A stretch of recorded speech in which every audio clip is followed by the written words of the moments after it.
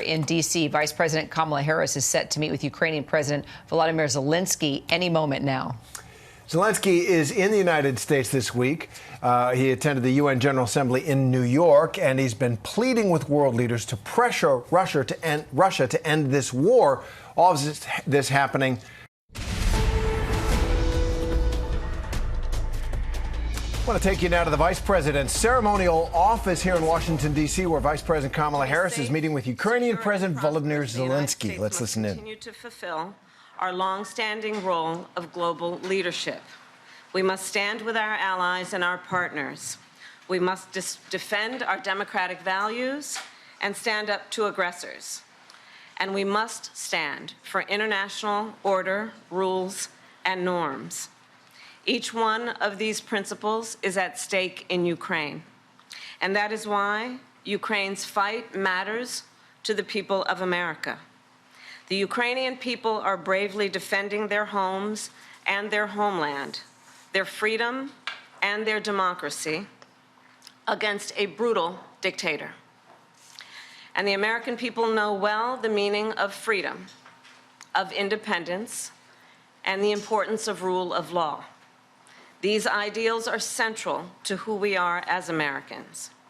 And some of the most important moments in our history have come when we stood up to aggressors like Putin, just as we must today.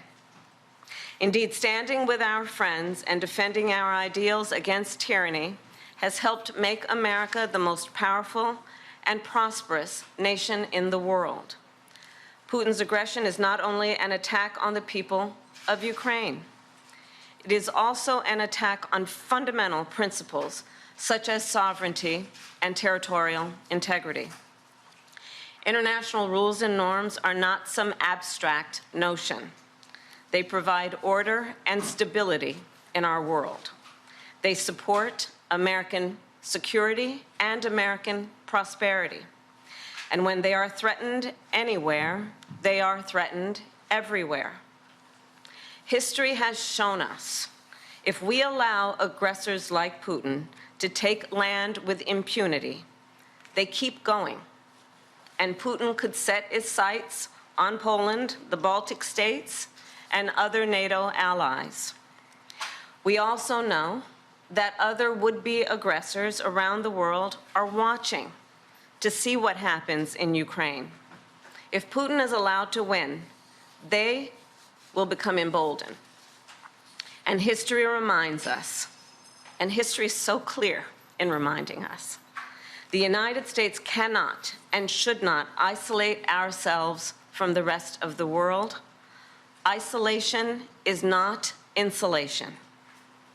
So then, the United States supports Ukraine not out of charity, but because it is in our strategic interest. We will continue to provide the security assistance Ukraine needs to succeed on the battlefield, as demonstrated by President Biden's significant announcement earlier today. I've been proud to work alongside President Biden and the 50-nation coalition we have built up to allow Ukraine to defend itself. Thanks to this coalition and the skill and the bravery of the Ukrainian people, along with your courageous leadership, President Zelenskyy, Ukraine has stood up to Russia's aggression, and today, Kyiv stands free and strong. President Zelenskyy, I am clear. Putin started this war, and he could end it tomorrow if he simply withdrew his troops from Ukraine's sovereign territory. Of course, he has demonstrated no intention of doing that. Instead, he continues to assault civilian infrastructure and terrorize the people of Ukraine. In Switzerland in June, along with 90 other nations at the Ukraine Peace Conference, I told you that the United States shares your vision for the end of this war, an end based on the will of the people of Ukraine and the UN Charter, and that we must work with the international community to secure a just and lasting peace. And I told world leaders there, nothing about the end of this war can be decided without Ukraine. However, in candor, I share with you, Mr. President, there are some in my country who would instead force Ukraine to give up large parts of its sovereign territory, who would demand that Ukraine accept neutrality and would require Ukraine to forego security relationships with other nations. These proposals are the same of those of Putin. And let us be clear, they are not proposals for peace. Instead, they are proposals for surrender, which is dangerous and unacceptable. So, President Zelenskyy, I look forward to our discussion today, and I will continue to work with you to ensure Ukraine prevails in this conflict and remains a free, democratic, and independent nation. Welcome back again. Thank you so much. Madam Vice President, thanks for the invitation. Happy to see you. Dear journalists, I want to especially thank you for your participation in the Peace Summit. And really, it was very important, and we remember it. The format was successful. We are preparing the second one. And now we have to end this war. We need a just peace, and we must protect our people, Ukrainian families, Ukrainian children, and everyone from Putin's civil. And we are grateful to America for supporting Ukraine all along. And we'll have an important meeting today, right after I'd talked to President Biden about the plan of victory, and I will share some details of the plan with Vice President Harris. It's crucial for us to be fully understandable and to work in a full coordination with the United States. And this morning I talked also to the congressmen, both chambers, both parties, and I'm thankful for the bipartisan support. We believe this war can be won and just peace can be closer only with the United States. Madam Vice President, this is our, you said, seventh meeting? Seventh. And not last.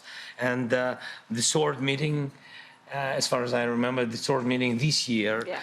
Thank you. And I want to inform you about the latest developments on the battlefield, of course, and about Ukraine's actions in the Kursk region, on what has been achieved and the ambitions ahead.